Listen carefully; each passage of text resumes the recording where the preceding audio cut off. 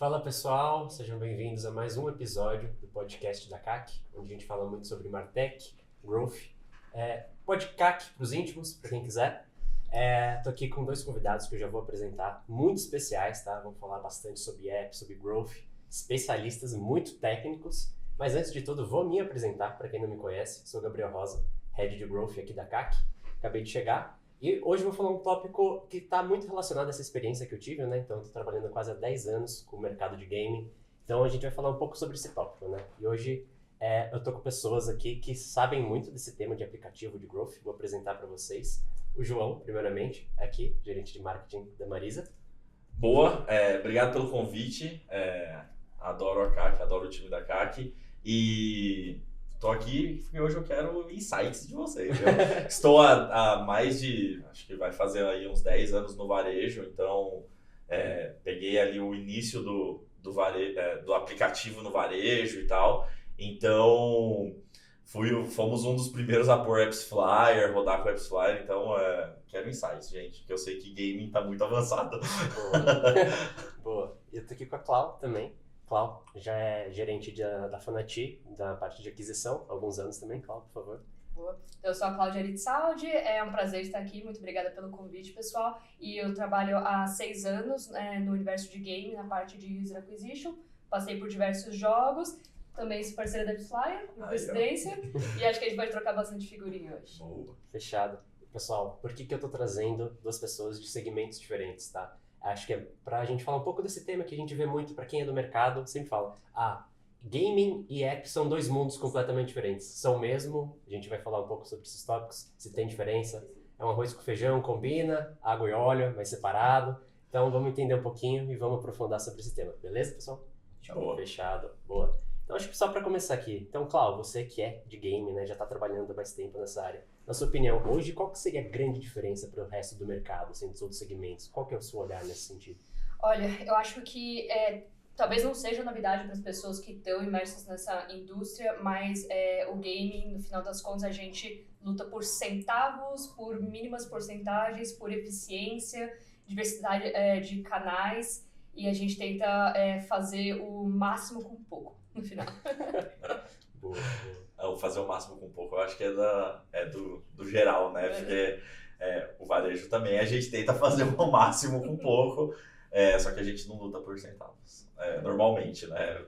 Não se é tão focado em centavos. Exato, acho que o ticket é bem diferente, né, quando a gente fala. Então, a gente tem um completo, acho que tá muito ligado aos centavos mesmo, porque a gente olha um LTV muito longo, né, em gaming. A gente está olhando em janelas lá, às vezes 6 meses, 1 ano para fechar essa conta, e no máximo ali é 2 dígitos que chega, dependendo. No e-commerce, já no primeiro dia, o cara já gastou mais, não é isso?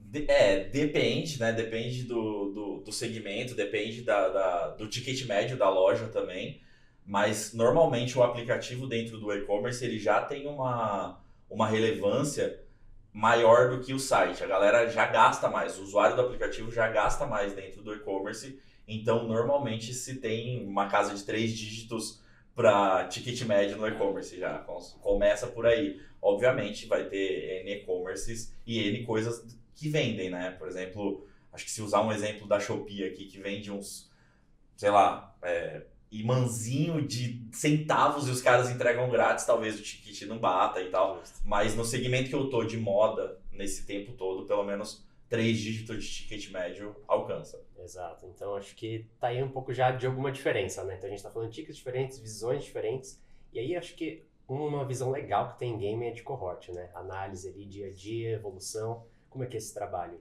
É legal, acho que cohort, acho que é legal explicar também para quem não sabe o conceito. Aqui no Brasil muita gente usa o termo como safra, além de cohort, mas no final das contas, tentando simplificar ao máximo, é quando a gente pega a experiência do usuário desde o dia 0 do contato com o aplicativo. Então a gente pega não pelo quando entrou o site, etc. A gente fala, abriu o aplicativo, começou um cronômetro. E a gente olha todas as coisas que a pessoa fizer no nosso game a partir desse momento 0.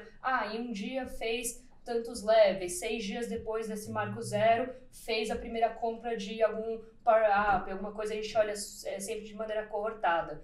E o que é legal dessa maneira cohortada é que também uma diferença, acredito, né, pro mundo de outros aplicativos, é que a gente olha muito pelas questões futuras e não só passado. Porque a partir do momento que a gente consegue fazer tudo em safra, cohort e análise de padrão, a gente consegue falar, olha, a expectativa é que no futuro esse usuário vai me trazer tanto de LTV e não sobre o que ele trouxe no passado pra gente.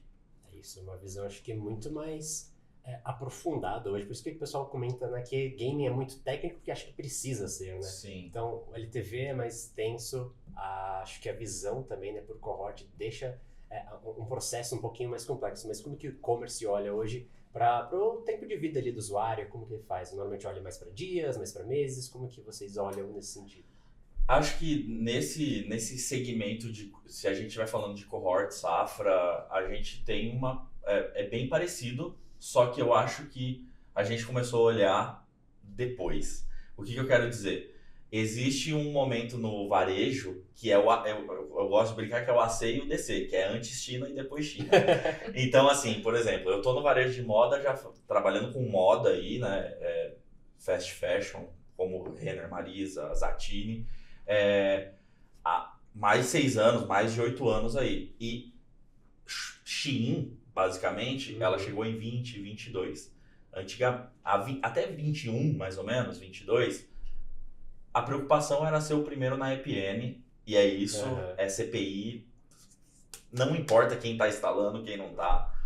Depois disso, começa a se olhar as métricas, DC, né, depois da China ali, começa a se olhar as métricas como cohort, safra. Então, acho que a gente vem olhando isso depois, mas é uma métrica que hoje é super importante, está dentro de growth, do olhar de growth como um todo, mas eu não sei se no gaming tem isso, mas no varejo tem uma quebra muito grande, assim. A gente como aquisição, a gente olha isso, obviamente, só que quem é o drive para isso acaba sendo mais o time de CRM, mais de customer experience ali, que acaba olhando para isso porque acaba sendo eles que têm que manter essa retenção. Então, eles que acabam tendo que olhar esse LTV. Obviamente, a gente olha também porque a gente precisa trazer um cliente que tenha essa chance de ter um LTV maior, né?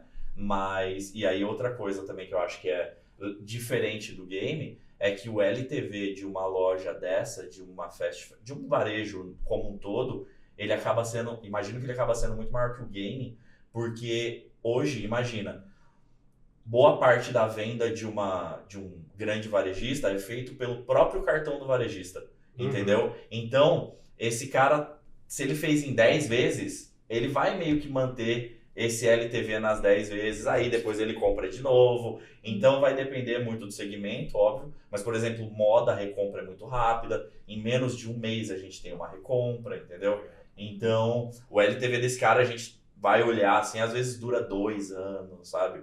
Que é aí que quando ele começa a morrer ali, né? Então ele tem uma vida grande e ele se paga muito rápido, né? Ele se paga, hoje o custo pra gente aquisicionar ele é relativamente baixo e ele se paga normalmente em 2 compras, né? 2 compras, assim, que eu digo tirando margem e tudo. Depois na conta final, o quanto ele se paga é em 2 compras, mais ou menos. O que eu imagino que deve ser desafiador para vocês também é que a pessoa, entre 2 compras dela comprar, você deve ter um 0 de sinal, né? Você não deve ter muita coisa, às vezes, no aplicativo. A pessoa comprou uma roupa agora, ficou algumas semanas, aí ela começou a voltar ali no aplicativo, navegar no catálogo para depois comprar, né? Enquanto que em game, a pessoa, se ela tá, né, ativa naquele jogo, ela tá todo dia dando sinal pra gente. Ela joga tantos níveis, ela joga tantas coisas, a gente consegue ir certinho saber se a pessoa tá quase churnando ou não, porque todo dia a gente consegue acompanhar a jornada dela, né? A gente só consegue saber se o cara vai dar churn pelo período da compra dele, porque é uma dor também que o varejo sente, e aí eu não sei se o game sente, mas hoje o celular do brasileiro médio não tem muito espaço. Se ele decide apagar um aplicativo, qual aplicativo ele vai apagar? É a loja. Comprei hoje, pô, beleza, vou excluir, e aí quando precisar de novo. Exato. Então, assim, eu também tenho que olhar esse LTV diferente, né? Se eu olhar só o LTV da instalação, do período da instalação e da desinstalação, é rápida, né? Agora eu tenho que olhar esse cara, eu vou ter que mensurar esse cara de uma forma diferente. Mas basicamente eu acho que esse é o ponto principal, assim. Hoje a gente tem uma desinstalação muito grande, mas não necessariamente que o cara saiu, virou churn. É só que ele tirou o aplicativo mesmo, sabe? Justo. Porque ele não tem vantagem. Se ele não tiver uma vantagem ali dentro, ele quita do aplicativo e vai comprar no site depois. Ou qualquer coisa. Cross-platform bem ferrado pra você mensurar tudo também, né? Exato. É um desafio que hoje, se não tiver tudo para banco, você não consegue cruzar. Não adianta pegar dados de de loja, de AppsFlyer ou a MMP aqui usar. É impossível, assim. Você vai ter que cruzar de banco, não tem como. Justo. E aí acho que um ponto falando de retenção, acho que retenção para game é cada vez mais importante, né? Sim. Que a gente tem visto. Como que você vê retenção? Quais são os pilares, assim, de retenção? Que hoje retenção, às vezes, as pessoas ligam muito para produto, mas é uma métrica extremamente importante para quem está trabalhando ali em performance. Exato. A gente brinca, uma empresa de games, assim, é extremamente complexa, mas vou simplificar, onde a gente tem 3 grandes pilares aqui, e dentro desses pilares tem várias outras coisas, né? A gente tem a parte de user acquisition, tem a parte do que a gente pode resumir para produto, tem a parte de monetização. Essas 3 coisas tem que estar pensando sempre em retenção. Se eu, no meu lado de user acquisition, eu focar só em campanhas CPC, CPI, eu posso trazer um monte de volume de pessoas ali, mas ninguém vai ficar nada jogando meu jogo. Eu sempre tenho que estar tentando pegar o usuário que tenha sinais cedo de que vai ficar retido. O produto tem que ficar sempre pensando em qualquer mecânica que ele consegue fazer. Novos game modes, novas coisas dentro do jogo, dentro do produto engloba também, em vez de CRM, pensar num community ali para ficar aquecendo o povo, engajando, e monetização, seja da parte de uma empresa que é mais voltada para ads, pensar nas cascatas de monetização, ou então um time de monetização voltado para in-app purchase dentro do jogo, também pensar o que está interessante para a pessoa comprar ou não. Os 3 tem que estar pensando em retenção, porque é o que você estava falando de o seu LTV é longo e um ticket alto. A gente, a game precisa de um longo também, 1 ano, 2 anos, mais, dependendo do jogo, só que o nosso ticket é baixinho, então ele precisa ter essa retenção alta para sobreviver, que a gente não se paga tão cedo quanto vocês, sim, né? Então, retenção é tudo pra gente. Perfeito, perfeito. Aquecidos? Prontos? Legal. Vamos falar sobre temas mais cabeludos. De um careca, vem você esse tópico. É ótimo. Mas vamos lá, então. A gente está vendo, ano após ano, a gente sabe que o CAC, né, o custo de aquisição de usuário, tem ficado cada vez mais caro. E aí, quando vocês se deparam com essa situação, quais meios, assim, que vocês veem como principais, assim, para buscar? Legal, o CAC está encarecendo nessa plataforma, o que eu preciso fazer? Qual é o meu primeiro passo, assim? Qual é o primeiro estalo que vocês dão? Posso começar? Pode, acho que até porque é mais simples. Hoje eu olho o CAC como uma métrica muito forte para aplicativo, mas ela não é a minha métrica que eu falo assim, putz, encareceu, eu vou ter que fazer algo cabeludo para mudar, tá? Desculpa a piada. Mas hoje eu olho o CAC como uma métrica, talvez erroneamente, mas como uma métrica mais secundária. Por quê? Eu estou dizendo isso? Porque o drive é o ROAS. Não adianta. Em varejo, o drive vai ser o ROAS, ROI, do jeito que você quiser olhar ali, mas vai ser o quanto eu estou trazendo de receita com aquela campanha, com aquela mídia. E aí o CAC acaba sendo uma métrica de, gente, o que está acontecendo? A gente está trazendo pouco volume e tal, como que a gente pode melhorar? Bom, beleza, vamos olhar o CAC no que a gente pode trabalhar para melhorar. E eu acho que isso a gente, principalmente o varejo, tem trabalhado muito pouco para melhorar esse custo de aquisição. Basicamente, o antes China, né? A gente, principalmente o mercado de moda, ele estava muito preocupado em ser o app mais baixado dentro da loja, e CAC não era olhado mesmo, assim. Não importa o quanto de CAC, eu quero ser o app mais baixado, que é o que me importa, né? Já depois da China, que não tem como disputar em posição, porque eles compram em dólar o real, né? Então, cara, é uma disputa quase desleal ali, o CAC começou a ser olhado, mas ele não é a métrica que fica, vamos tentar melhorar, né? Mas se não melhorar, como tá o ROAS? Entendeu? No final do dia do varejo como tá o ROAS? Legal. Entendeu? Nossa, eu concordo totalmente. Eu acho que pra gente, o CAC, CPI, é um guia pra gente olhar assim um pouquinho de lado. Porque assim, não dá pra ter também um custo exorbitante, porque não há mágica no mundo de games. No final das contas, a sua monetização de in-app ou de ads, ela vai surfar, né? Tipo, ela não é infinita. Então a gente olha como putz, esse número é ridiculamente alto, não tem como. Mas o ROAS é tudo. Eu já vi... No game também? No game também. Eu já vi casos onde algumas pessoas falam, olha, esse valor não dá. Só que se a receita do usuário for boa, eu já vi vezes que é o dobro do que o esperado e o ROAS foi igual porque era uma monetização maior daquele pool de usuários que estavam vindo.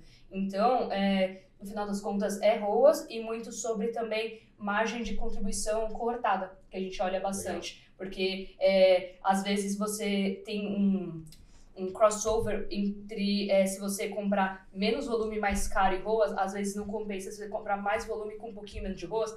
Tem que fazer um pouquinho de uma matemática para entender essa margem, se ela tá boa para a empresa ou não. E, para ser sincera, tem várias empresas de games que às vezes elas focam em comprar usuário mais caro, mas que tem uma retenção maior, uma receita maior e dá uma margem maior para a empresa do que comprar um monte de gente baratinho e que não gera muita receita. Então, concordo totalmente com a sua visão.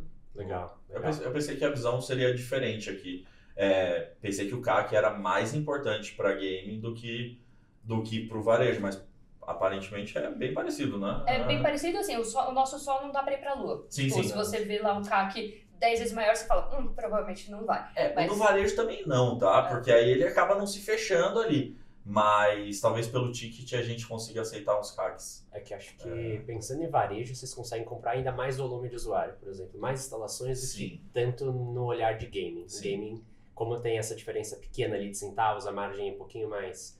apertada, dependendo... Até porque o produto ele tem um limite, né? Onde ele chega. Então, o produto está desenvolvido, tem fases até XYZ, níveis. E aí, depois teria que ser desenvolvido mais. Então, ele para. Se ou não, você tem uma cadeia de produtos que você consegue puxar e ofertar para essa pessoa. E eu tô sempre pondo novos produtos. Exato. Então, é uma coisa que realmente pra gente talvez conseguir reter esse cara fica bem mais fácil. Né? Exato. Eu não vou lembrar agora de cabeça qual o nome, de onde a fonte saiu do último report de game, que foi comparando a evolução de 2025 inteira e o começo de 2026, onde no mercado de gaming global a gente viu de fato cair o número de downloads, mas a receita subiu, no final das contas. Que isso daí... E tá ótimo, desde que a receita subiu. O problema é o volume de downloads cair e a receita cair. Mas a receita subindo tá excelente, a galera tá sendo mais eficiente no final das contas. E é isso. Acho que esse ponto é importante porque acho que mostra muito da maturidade que o mercado tem ganho, sabe? Então não é mais só volume, né? Que como você comentou, tem trato chinês. Aqui a gente tá falando que o volume de instalações caiu, mas a receita subiu, né? Então profissionalizando, olhando mais para esse olhar, né? De ser mais profitable, né? De ser mais saudável financeiramente cada empresa, é importante, né? Então, pensando nisso, hoje profissionalizando, né, toda essa estrutura de marketing, vocês como gestores, assim, quando vão fazer algum tipo de contratação, ou até mesmo para o próprio perfil de vocês, o que vocês acham, qual que é o perfil, né, dessa pessoa que trabalha hoje com marketing de performance ali, né, no dia a dia, em e-commerce, em game, como que vocês olham hoje para essa pessoa? Quais são os perfis? Um cara mais analítico, um cara criativo, um mix dos dois, como que vocês tem olhado pro mercado nesse sentido? Olha, pra game, o unicórnio é o mix dos dois. Acho que todo mundo gostaria, né? Tipo, a pessoa que é extremamente criativa, extremamente analítica, só que é mais difícil de achar a pessoa perfeita nos dois aspectos. Só que se eu preciso pesar a mão para um lado, eu prefiro a pessoa mais analítica aqui, pra ficar fazendo conta o dia inteiro lá com a equipe, ficar matutando sobre aonde a gente pode ganhar esses centavos que são necessários aqui para gaming. Então, prefiro realmente alguém analítico. Independente de formação acadêmica, é o racional da pessoa, se ela é boa de números, se ela é boa de tomar decisões futuras em cima desse número e não só analisar o passado, é essencial pra gente.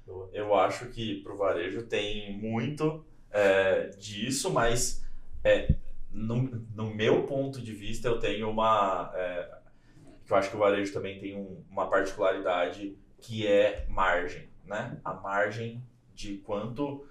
Porque, por exemplo, hoje seria muito fácil eu dizer, hoje eu pago X para instalar, meu ROAS é X de venda e beleza, eu estou saudável. Mas eu também preciso saber o quanto isso quanto eu não estou ferindo a minha margem no final, né? Que é o final que importa, que é o quanto a empresa vai ganhar de lucro ali. Hoje, basicamente, para o e-commerce, eu acho que eu tento trazer alguém que tenha um perfil mais analítico, mas que saiba mais o que é isso, uma preocupação com margem daquele produto, uma preocupação de saber montar analisar um relatório, olhar uma planilha e analisar, mas a minha preocupação maior está em ela saber como funciona os KPIs do e-commerce, né? Porque o ecossistema como um todo. Porque eu acho que se ela sabe como funciona o ecossistema como um todo e ela é criativa ou ela é analítica, ela vai conseguir sambar nas duas áreas ali,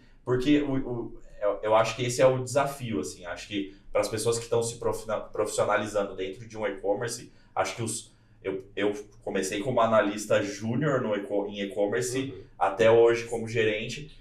Como analista júnior, eu nunca olhei para a margem. E eu tenho certeza que se eu tivesse olhado para a margem desde o início, por exemplo, e tivesse trazido insights para esse KPI, eu teria tido resultados melhores, não na carreira, mas no todo, sabe? Entendimento, né? Exato, uma defesa melhor do porquê ir para cá ou para lá, entendeu? Então eu acho que eu vou muito mais por um lado, fugindo um pouco, eu vou muito mais por um lado de entender os KPIs ali, não importa muito se a pessoa é tão analítica ou mais criativa, se ela manjar dos KPIs principais ali, porque eu acho que os KPIs do e-commerce é o que gira o e-commerce.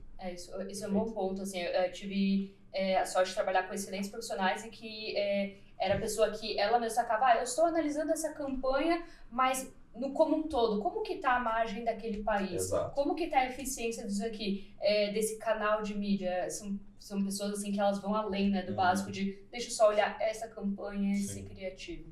Eu também queria comentar outra coisa, no gaming, por ser um produto digital, a gente tem um pouquinho da vantagem de conseguir estar no mundo todo. Né? Então, a gente, quando a gente fala da minha experiência na empresa que eu tô, a gente tá falando de centenas de campanhas abertas ao mesmo tempo, às vezes para um game, fora todos os outros. Então, a pessoa tem que ser muito organizada, os profissionais, porque é 2 para ela se perder se ela focar só em 2 campanhas e esquecer as outras 299 campanhas. Então, a pessoa ela precisa ser analítica, mas saber priorizar o certo, o que vai ser, o que vai ter de fato impacto para aquele jogo, para a empresa como um todo, mas não esquecer o resto. Ela tem que organizar bem a rotina dela. Perfeito. Caramba, isso deve ser um desafio gigantesco, porque eu trabalhei com ticket de ônibus, né?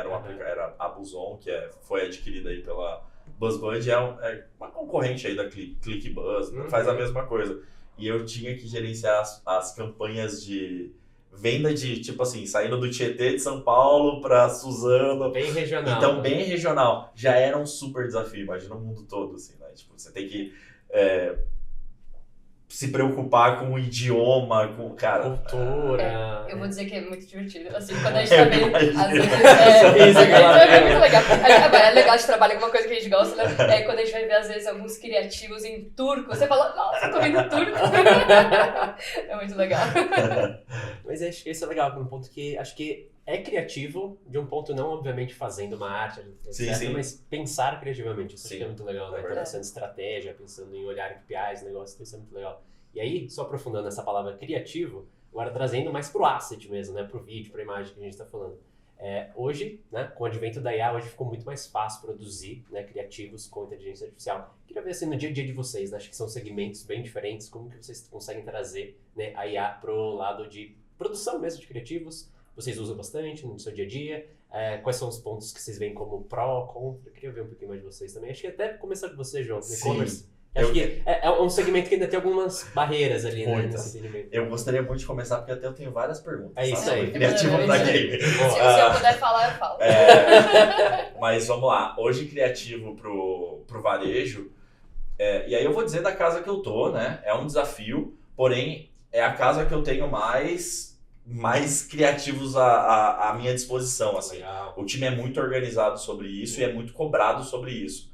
Mas no varejo como um todo, o criativo é uma dor, de mídia é uma dor. Porque pensa que todo criativo, todo, né? Vamos com muitas aspas aqui, mas 90% dos criativos de mídia hoje é uma desdobra do banner da home. Tá? Então o cara faz o banner da home, manda para quem vai desdobrar e, cara, aí você pega um criativo de retargeting desse tamanhinho com todas as informações do banner da home. É frete grátis, 10, leve 3 por 2, é tudo. Aí você fala assim, cara, como que lê isso, né? Tipo, gente, pelo amor de Deus.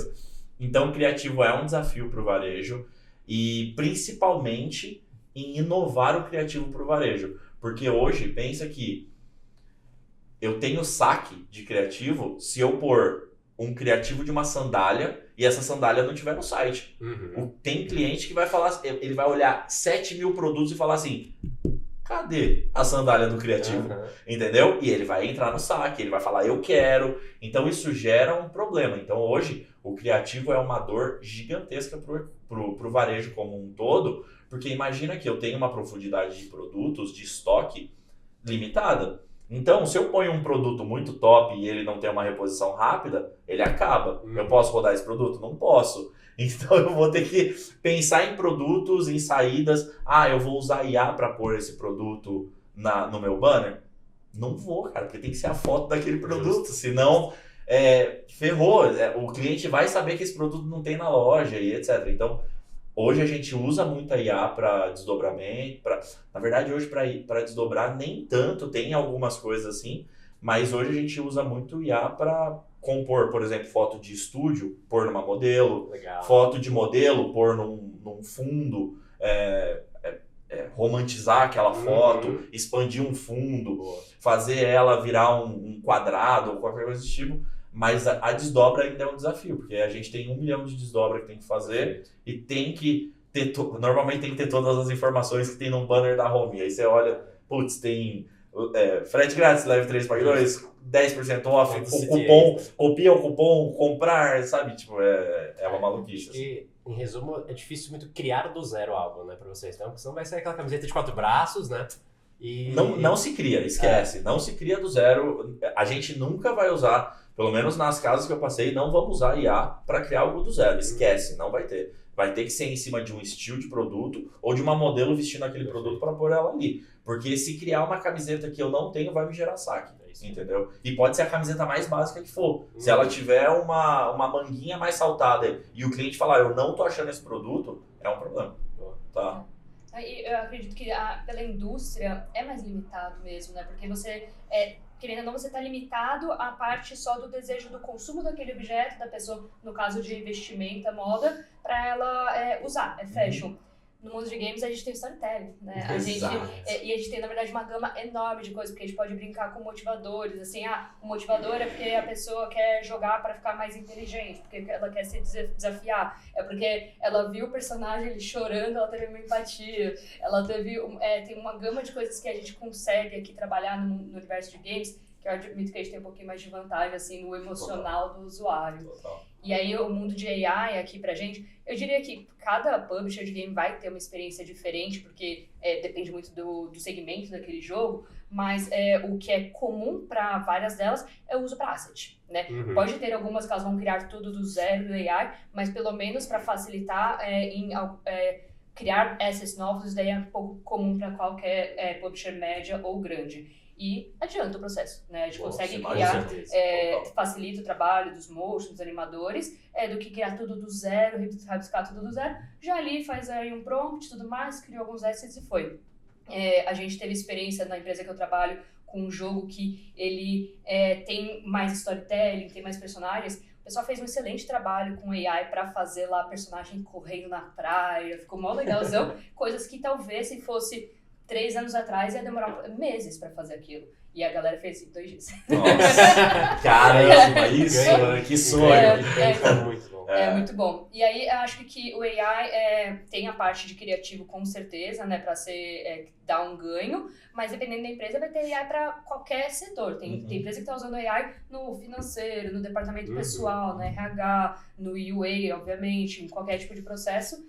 Tem muita coisa. A única coisa com AI principalmente quando for falar de números, verifica bastante. Às vezes a AI alucina, então, e aí até você vê que ela alucinou naquela planilha, você fala, eita. É verdade. Tem alguns varejos que eu sinto que foge disso, assim, que aí tem um pouco mais de manobra, que imagino que estejam usando AI de uma forma muito mais robusta, muito mais para frente. Por exemplo, imagino que o Magalu hoje, com a Lu do Magalu, né, deva conseguir usar a AI de uma forma para criativo muito melhor, muito mais dinâmico, né? Mas quem não tem um personagem assim fica mais difícil. Quando você fala de produto real, né, fica mais acho que muito mais difícil assim. A gente, para fazer um vídeo, cara, uma semana no mínimo, é um videozinho que o sapato fica tremendo e o texto entra, assim, sabe? Porque tem que ser coisas reais ali, né? Mas acho que esse escopo, assim, da modelo é um bom ponto, né? Diversidade de diferentes modelos, diferentes pessoas, paisagens e tudo mais, te dá uma gama maior ali da pessoa, ela se enxergar naquele produto. Eu vi aquela pessoa com aquele cabelo, sou eu, e é isso.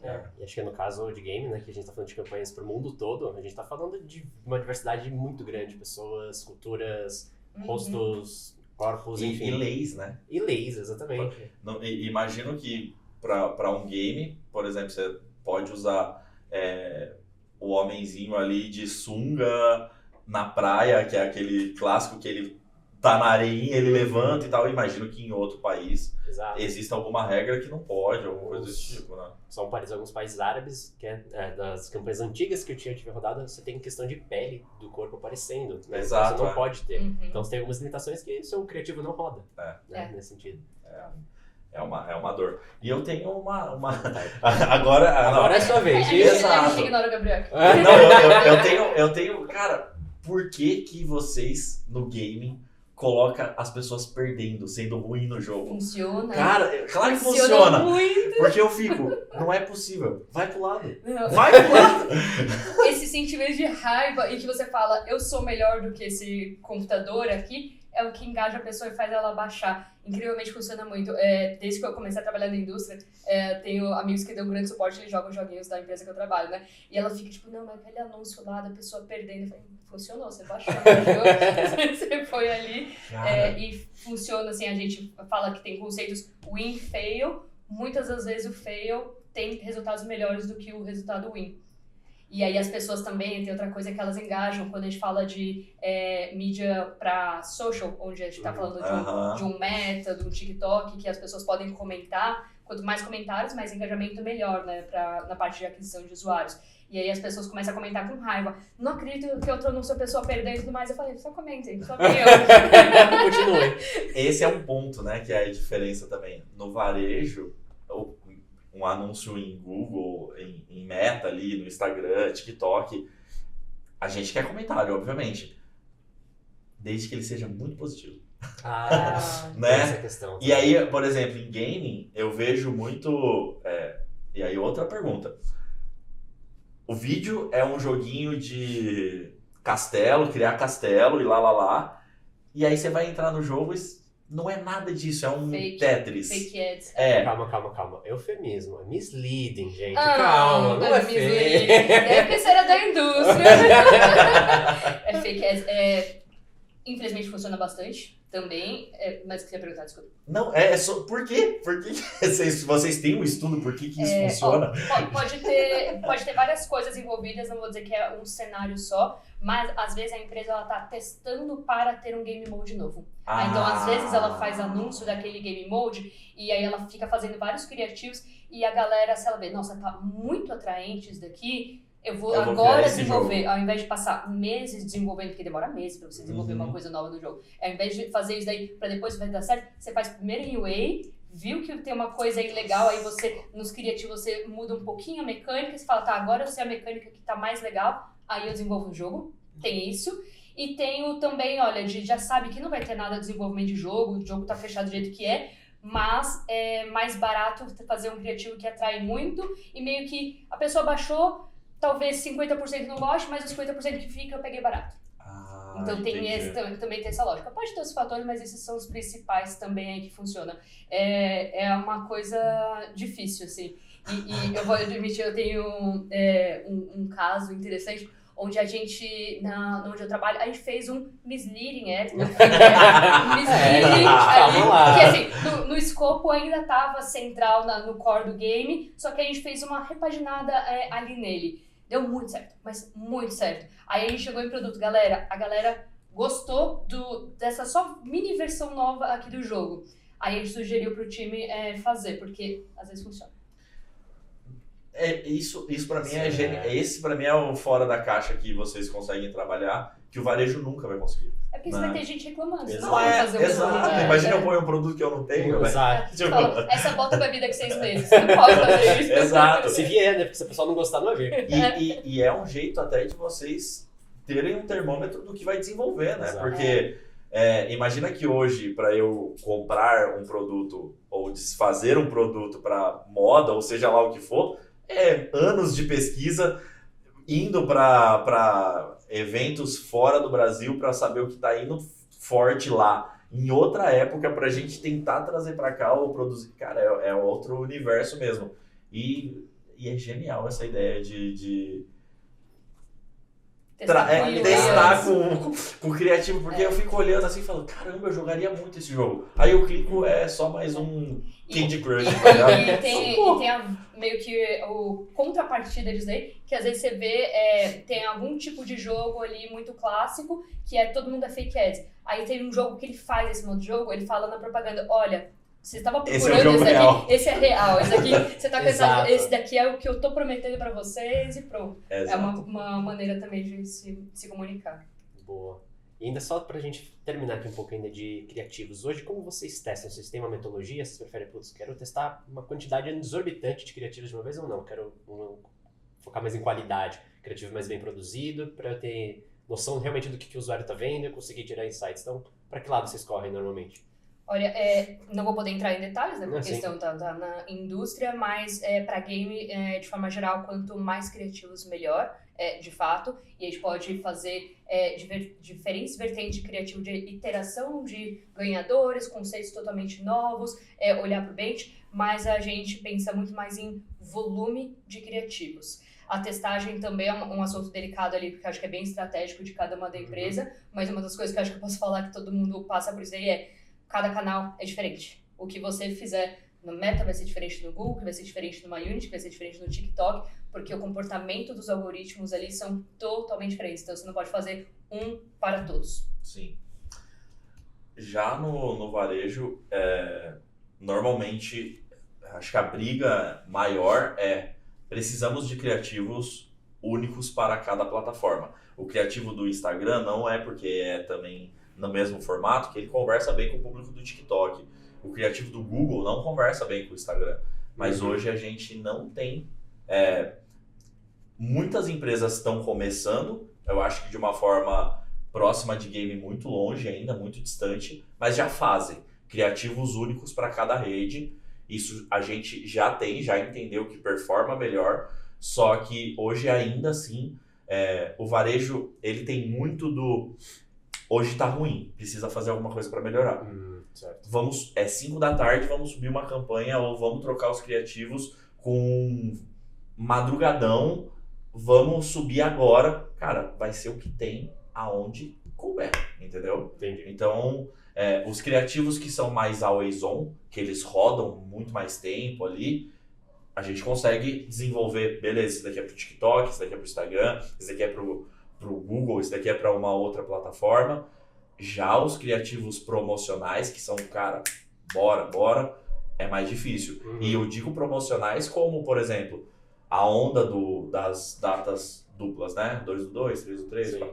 E, tipo assim, a gente tem meses para produzir esse criativo. E esses criativos ainda não são produzidos de forma específica para cada um, sabe? Ainda o varejo usa... Cara, é o vídeo com a influencer falando em pezinho, vai pro TikTok, vai pro Instagram, vai pra tudo que couber, sabe? Os promocionais ainda são, cara, vai aonde couber.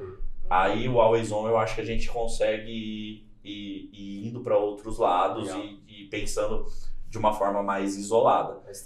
Mais estratégica. E sobre teste, eu acho que o varejo tem acho que o varejo nesse ponto é muito forte, porque o varejo... querendo ou não, também tem, por mais que seja difícil o criativo, a gente tem muita possibilidade de criação, né? Então eu posso pegar um criativo feminino e colocar uma mulher, eu posso colocar um produto em estilo, eu posso colocar um casal falando da mulher, eu posso colocar uma família e mostrar a mulher, então eu posso pôr a mulher de N situações. Então hoje a gente tem uma gama de criativos e de testes para fazer muito forte, mas basicamente, assim, no geral, cara, o que vai sempre rodar é o AB daquilo ou daquilo, sabe? Mas a gente já sabe também, e aí muito de dados de mercado, que, cara, pro varejo e principalmente pro produto vestível, né, tem que estar usando. A foto em estilo quase não funciona. A pessoa Então, se ver e se imaginar. Se imaginar. Ver o caimento, né? Esse é o ponto. Por mais que a pessoa saiba que eu tenho um corpo muito diferente desse modelo, né? Vou comprar uma camiseta, pô, eu olho, eu tenho um corpo muito diferente desse modelo, mas tá ali, tá vestido, eu consigo imaginar como vai ficar do que eu pôr a camiseta jogada ali. Né? Você sabe, né? Tipo, tá o braço mais apertado, o braço tá mais largo, tá mais assim. Até o tamanho que eu preciso comprar ou não, né? E isso acho que é até legal falar. A IA, hoje, como que ela tem ajudado nesse sentido, né? Então, acho que tem alguns aplicativos, não sei aqui no Brasil como é que tem sido esse segmento, mas utilizando já a própria imagem da pessoa, né? Para ela se ver, né? Vestindo a roupa, né? Então, como que o mercado tem visto isso nesse sentido? É uma coisa que está avançando, tá avançando muito mesmo. Hoje você consegue mandar uma foto sua para o site, para grandes varejistas aí, você consegue mandar uma foto sua para o site, você consegue se ver com óculos, você consegue se ver com tênis, você consegue se ver com a roupa, mas ainda não é tão aderente do o usuário não adere tanto. O usuário que usa, ele converte. Para conversão, isso é maravilhoso. O usuário que testa, ele converte. Porque ele vai conseguir achar o que ele quer ali. Só que imagina que hoje, um catálogo de um varejo pequeno vai ser 30 mil SKUs, vamos supor. Eu vou ter que ter fotos muito bem produzidas daquele produto para que fique bom na IA, num modelo desse jeito. Então hoje está se evoluindo nisso. Acho que vem caminhando há uns anos já e caminhando como um bebê, assim, engatinhando, mas hoje eu já sinto que o bebê já consegue soltar a mão e andar uns passinhos e cair, sabe? Porque você vê que muita gente usa, hoje tem muito mais plataforma que dá esse auxílio, mas ainda é algo que cara, quem tem, fala, caramba, olha que legal isso aqui. As ferramentas estão melhorando um diferencial, também, né? assim. E eu acho que também tem questão do próprio mercado. Você tá mais focado no mercado brasileiro, né? 100%. Então, eu imagino que no mercado do Sudeste ou Leste Asiático vai estar em outro esquema aqui nessa parte, assim, da ferramenta do AI vestindo. Com certeza. É uma questão, talvez, de tempo. Eu acredito nisso, que é o que eu falei, vai estar engatinhando, daqui a pouco tá andando, mas ainda é uma dor, tá? Porque imagina que marketplace que você põe né? Marketplace ali, que você tá vendendo um produto de um outro fornecedor, você tem que exigir a foto num estilo muito, muito específico para que aquilo funcione. Sim. Aí você vai funcionar metade do catálogo só. E, cara, é um problema, assim, sabe? Eu lembro, 5 mil vidas atrás, quando eu tava trabalhando em e-commerce, trabalhava com joia, 10, 15 anos atrás, estava começando a falar sobre isso aí, da pessoa enviar uma foto, poder ver a pulseira no pulso dela, tudo mais. Passou 10 anos, 10, 15 anos e ainda tá se falando. Exato, é isso. Eu comecei a trabalhar em e-commerce e isso era falado, isso era comentado. E hoje ainda gente, isso é um diferencial. Entendeu? Tipo, cara, isso daí era pra ser comum já, né? Mas não ainda não é. Bom, e a gente falando dessa questão de tempo, assim, né? De a gente tá evoluindo, questão de tecnologia. 2026, o que vocês acham que já está acontecendo e o que vocês acham que pode acontecer, o que vocês estão se preparando para ver no mercado de cada um de vocês? Cláudio, se quiser comentar um pouquinho. Olha, é difícil colocar uma bola de cristal e falar, nossa, o que vai acontecer em 2026? Eu vou falar coisas que me surpreenderam que não vai acontecer em 2026. Legal. Então. É porque tava vindo, né, numa vertente muito forte nos últimos 4 anos, assim, sobre privacy, né, tudo mais, e que a gente tava todo mundo pensando, nossa, ferrou mensuração, ferrou monetização, e E ele começou, tipo, o máximo, como se fosse uma montanha-russa, assim, a gente falou, ferrou, a gente não vai conseguir ver desenho, pra do nada, nossa, probabilístico, fingerprint, tá começando a voltar. E aí esse ano, que se fala muito sobre questão também de privacy em Android, morreu o assunto, não falaram nada, então eu achava que esse ano a gente ia ser um ano forte de voltar a falar de privacy, não teve. Aí a outra coisa desse ano, eu acho que AI vai vir cada vez mais forte, né? A gente tá falando sobre criativos e produção. Eu acho que a tendência dele é ficar cada vez melhor. Se a gente pegasse ano passado, às vezes algumas AIs onde elas formavam um rosto, às vezes era meio esquisitinho, a boca da pessoa meio estranha, tudo mais. Tá cada vez melhor e é capaz até o final do ano a gente conseguir fazer excelentes criativos de maneira rápida e baixo esforço de pessoas reais. Boa. Eu acho que no varejo é o mesmo ponto, basicamente, porque a AI, ela, como eu disse, né, não é muito usado ainda, mas a galera tá tentando usar da melhor forma possível e eu acho que com isso obviamente a AI está aprendendo, então ela vai se aprendendo mais, se desenvolvendo mais para que a gente consiga usar para criativo principalmente. E eu vejo muito a AI sendo usada para, SEO, ASO, acho que esse é o momento eu sinto que no varejo eu não sei se no gaming tem, mas eu sinto que no varejo tem ainda muito medo a AI vai substituir o meu trabalho. Entendeu? Uhum. E aí a galera fica meio resistente. Então, esse ano eu vejo que tudo bem, galera, calma, não vai substituir nada. Tá todo mundo aqui, só vamos usar para otimizar? Boa, então vamos começar a usar. Então a galera vai começar a se desenvolver um pouco mais nisso para começar a usar um pouco mais as ferramentas que a gente tem para facilitar o dia, para otimizar o dia. Mas basicamente para 2026 eu imagino que seja um pouco mais disso, assim, usar a AI para melhorar os resultados, para trazer mais diversidade de criativos, melhoria em SEO, ranqueamento, e aí eu acho que é um ponto muito importante para o varejo, é que hoje a gente já começa a ver muito venda vindo pro chat GPT, por exemplo. Você vai lá filtrar, cara, GPT que indicou, então acho que a otimização para esses canais, assim, vai começar a melhorar, entendeu? Então eu vejo que talvez uma volta do blog comece a surgir, sabe? Alguma coisa desse tipo, para começar a dar mais insumo para as IAs e etc. Assim, eu acho um novo canal de aquisição, exato, bem doido isso. E eu imagino que vou projetar aqui que talvez para esse ano a gente consiga ver alguma coisa de compra dentro desses caras. Boa. Eu acho que é um canal que vai vir forte. Eu acho, esse ano próximo, esses AIs vão vir. Exato. Porque imagina, né? Eu quero falar sobre... Pergunta sobre roupa ali, cara, já...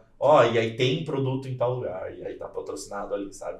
Então, eu imagino que para esse ano, se não o ano que vem, vai ter isso. E aí, nós, como profissionais, vamos ter que se reinventar novamente. Aprender um novo canal. Vai ser o quê? Vai ser SEO, ASO, vai ser uma nova parada. Uma nova sigla, com sempre certeza. sigla de 10 letras, Exato. sempre vai vir mais. Mas é literalmente isso. Assim, hoje a gente vê muito já, quanto que tá vindo de AI a venda por AI, assim. A gente já filtra Isso muito é isso em GA, em AppsFlyer, pra falar, caímos, hein? O que tá acontecendo? Será? Vamos olhar o blog e tal, sabe? Em game você tem esse olhar para o que tá vindo em pesquisas vinda de AI, por exemplo?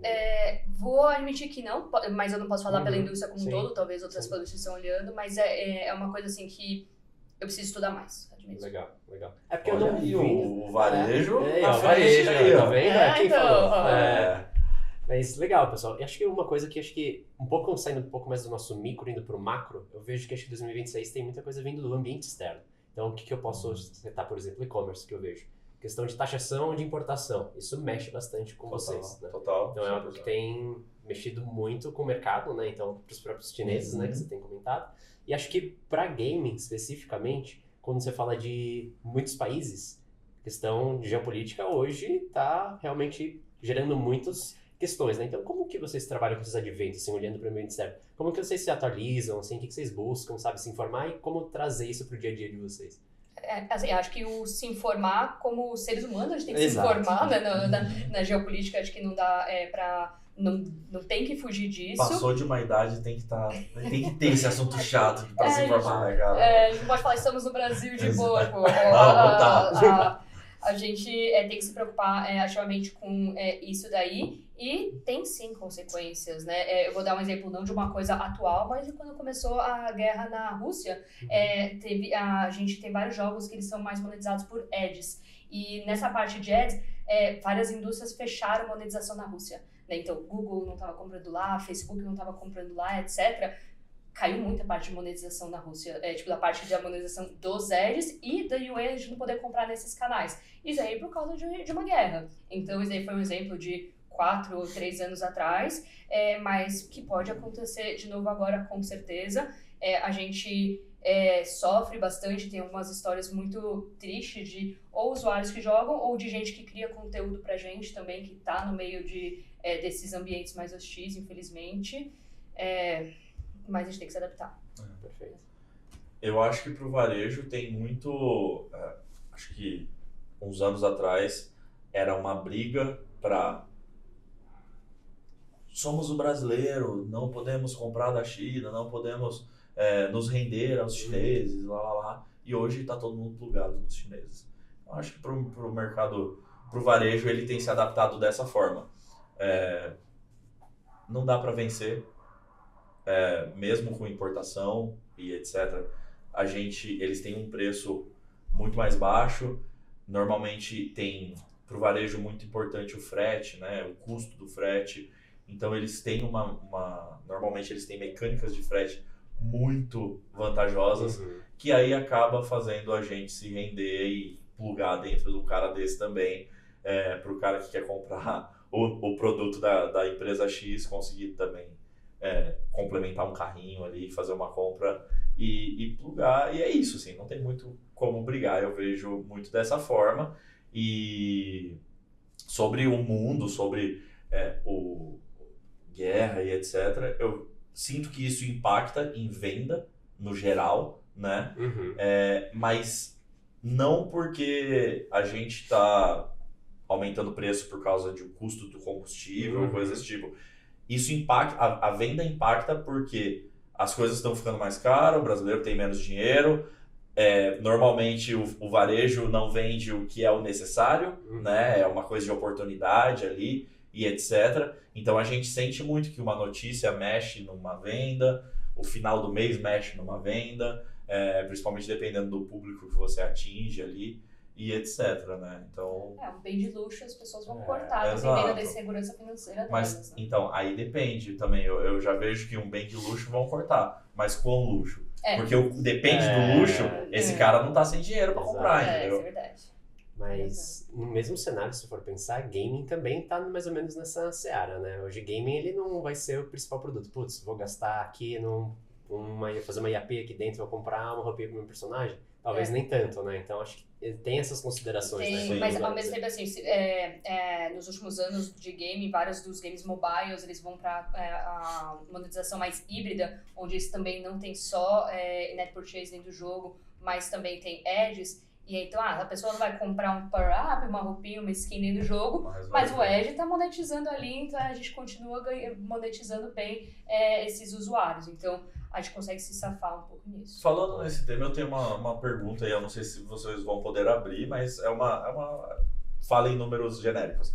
Mas hoje a gente tem aplicativos e todo aplicativo de gaming é pensado em vender power-ups ou existe games desenvolvidos para ganhar dinheiro com ads só?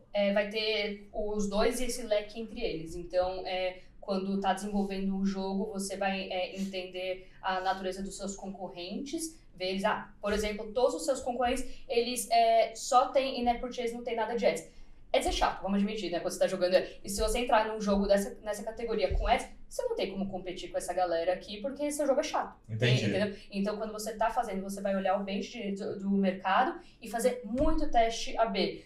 E se eu mostrar um pouquinho mais de ads, um pouquinho menos de ads, se eu colocar o preço um pouco mais alto no produto, e você vai testando. Às vezes demora 2 anos para estar uma economia de um jogo bom, redondo, assim. Entendi. E muito teste rolando. Caramba, entendi. E tem até, acho que depende muito do perfil da empresa, do estúdio em si também. Acho que tem alguns estúdios de fora que produzem jogos novos em escala em poucas semanas, vão testar e pensamento de monetização é uma semana. O cara tem que fazer trazer ali a monetização dele completa em uma semana. Se passou disso e ele não fechou a conta, já mata. Era, esquece. Exato. Então, acho que depende muito do segmento que a empresa está inserida, que ela está acostumada a fazer, o que já deu certo, acertou a mão uma vez, ela vai olhar nesse sentido, sabe? Então, aprendi uma monetização, funcionou, começa a replicar também. Né, isso é verdade, né? Acontece muito. Uma empresa que é especializada em monetização de ads, normalmente ela tem uma tendência a fazer os games com ads, porque ela fala, sei como fazer bem. E quanto tempo dura um app de game, assim?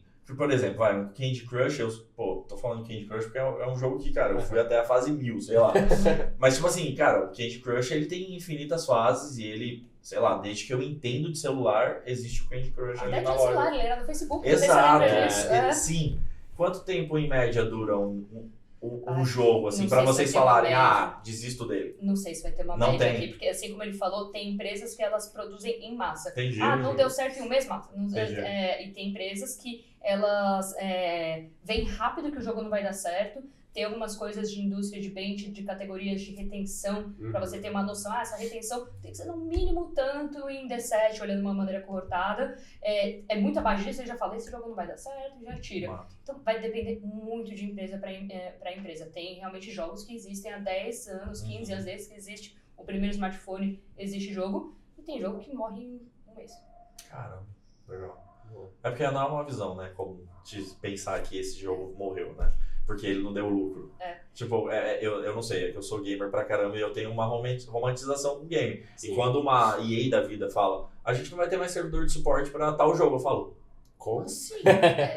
O jogo em 96 eu jogava. O nosso time de community já produziu muitos jogos, já teve jogos que a gente falou, olha, não é viável financeiramente, a gente não vai fazer mais aquisição de usuários e nenhum update nele, nenhuma opção. Aí a community tem que avisar, galera, vocês que estão ativos, o jogo vai estar lá disponível, mas não vai ter nada novo, a galera fica chateadinha. Mas é uma decisão financeira para a empresa, no final das contas. Se não tá fazendo, mudando o ponteiro, não vale a pena ter. É que eu acho que no game tem um pouco dessa romantização, né? Não se faz por dinheiro o game. É por amor. Aí a empresa fale. Exato. É um pouco fale por amor. Mas eu acho que tem um pouco dessa visão. Eu particularmente tenho um pouco dessa visão. Mas a gente tem apego aos produtos. Assim, tem alguns produtos que você fala, é tão legal, por que não deu certo? Mas não deu certo e bola pra frente, faz o próximo. Tipo assim, o GTA tá lançando coisa atualizada por amor, esquece. Mas boa, pessoal. Acho que só pra encerrar, assim, queria que vocês pensassem um pouquinho, só pra gente fechar, num insight, assim, que cada um conseguiu tirar do outro, da indústria do outro. João, se você quiser começar, acho que tá até mais fácil pra você, que tu aprendeu muita coisa nova. Sim, cara, eu acho que o insight que eu tiro acho que muito é o quanto vocês, da indústria de games ali, conseguem ter de manobra para trazer esse usuário, que me provoca de uma forma que, cara, o que eu posso fazer de diferente dentro do varejo para tentar trazer esse cara? Porque vocês têm como que é? Não é fake ads? Era... Misleading. Tá. Vocês têm o misleading, vocês têm o cara perdendo e o cara ganhando, N fatores. O que eu acho que é mais isso, assim, essa provocação de o que o varejo pode sair dessa caixa para trazer alguma coisa nova dessa forma, assim, sabe? Acho que essa pra mim é o que fez, beleza, é isso. Assim. Flexão, né? Eu quero sair daqui e eu vou ficar o caminho pro trabalho vai ficar, o que eu posso fazer pra tentar, sabe? Sair disso aqui, assim, de varejo tradicional, a campainha tradicional, pra, cara, tentar fazer alguma coisa que mexa com a emoção do cara de perder, ganhar, de alguma coisa sobre motivadores, né? Exato. Por que a pessoa tá fazendo aquilo, por que ela deveria Porque baixar o seu aplicativo. Porque hoje os motivadores são preços. Preços e alavancas de frete, promoção, etc. Mas isso todos os seus concorrentes estão fazendo, exato, né? Não tem exato. O que a gente... O varejo está muito preso nisso.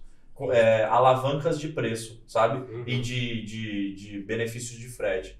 Mas é isso, assim, acho que essa é a provocação. O que que eu conseguiria trazer pra cá, sabe? Mas não é nem um pouco fácil. Não é, com Nem certeza um pouco não fácil, é, com certeza não é. O meu, eu gostei de saber porque eu saí da parte de e-commerce no AC, né, o Antes China. Então foi bem legal você comentar sobre vocês estarem olhando bastante uma visão cohortada, acompanhar o LTV do usuário ali por muito tempo, cross-channel e tudo mais.